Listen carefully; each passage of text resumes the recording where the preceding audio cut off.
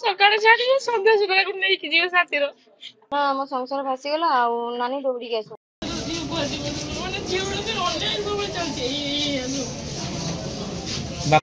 ସସ୍ମିତା। କଣ ଘଟଣା ହେଇଛି?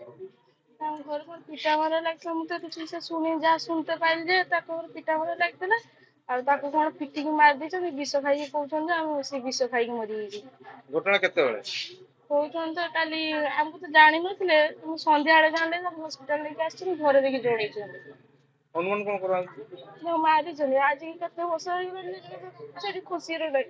ପିଟା ମାନେ ଗୋଟେ ଘରକୁ ଛାଡିଲେ ଏକା ଛାଡିବନି, ନିହାତି କାହାକୁ ଗୋଟେ ଛାଡିବ ଘର ଭିତରୁ। ମାନେ ହଉଛି ସିକ୍ୟୁରିଟି ଗାର୍ଡ ଭଳିଆ। ବାପା ଆଇଲେ କି ଯା ଆଇଲେ କି ଏକୁଟିଆ ଛାଡିବନି। ଘରକୁ ଆଇଲେ କି ବାହାଘର ଶାଦୀ ଘର ଆସିଲା ସକାଳେ ଛାଡିବେ ସନ୍ଧ୍ୟା ସୁଦ୍ଧା ନେଇକି ଯିବେ ସାଥିର। ଖୁସିରେ ଘରେ ସବୁ କଥା ହେଇଥିବେ ଦେବନି ତା ଯା ଏକା ଫୋନରେ କଥା କରେଇବେ। ଏକୁଟିଆ କରିଦେ କାଳେ କି ସେ କଥା ହେଇଯିବ, ବାପ ଘରକୁ ଛାଡିବେନି। ବହୁତ କଷ୍ଟରେ ସେ ସେଠି ରହିଛି। ତା ପିଲା ଛୁଆ ମାନଙ୍କୁ ମୁହଁ ଚାହିଁକି ସେଠି ପଡି ରହିଥିଲା, ଲାଷ୍ଟ ତାକୁ ମାରି ବିି ଦେଲେ। ଛୁଆ ମାନଙ୍କୁ ବି ଦେଖଉନାହାନ୍ତି କୋଉଠି ଲୁଚେଇ ଦେଇଛନ୍ତି।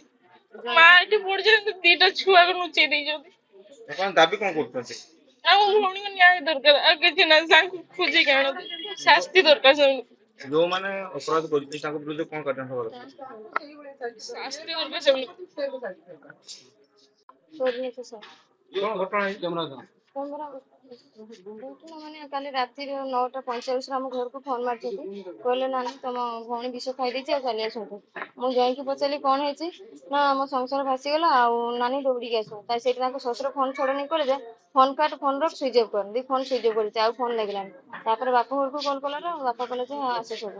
ତାପରେ ବାଲେଶ୍ୱରରୁ ରୁପ୍ସା ଆସିଲେ, ରୁପ୍ସାକୁ ନେଇକି ରୁପ୍ସା ଥାନାକୁ ଯାଇଥିଲେ। ରୁପ୍ସା ଥାନା କହିଲେ ଯେ ବାଉଡା କହିଲେ ଯେ ତମେ ବସ୍ତା ପୂଜା କରିବ। ବସ୍ତାରେ ଆମେ ଥାନା ଦେଇଥିଲେ, ଏଥର ଆସିକି ଏଠି ଦେଖିଲାକୁ ଝିଅ ଆମର ତାଙ୍କ ଘର କେହି ନାହାନ୍ତି। ପ୍ରକୃତ ଘଟଣା କଣ?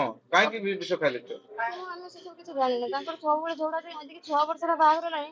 ମୋ ସାଙ୍ଗରେ ତାଙ୍କର କଲେଜ ରିଲେସନ ନାହିଁ। ଫୋନ ମାରନ୍ତିନି। ଫୋନ ମାରିଲେ ସେ କହିବେ ମୁଁ କାମରେ ବ୍ୟସ୍ତ ଅଛି, ଫୋନ ଦିଅନ୍ତିନି ଆମ ଭଉଣୀ କଥା ହେବା ପାଇଁ। ଆଉ ଯଦି ଭଉଣୀ ଆମ ବାପ ଘରକୁ ଆସିବ ତାହେଲେ କାହାର ସାଙ୍ଗରେ ମିଶିକି ଦିଅନ୍ତିନି ସେ ଜ୍ୱାଇଁ ଘର।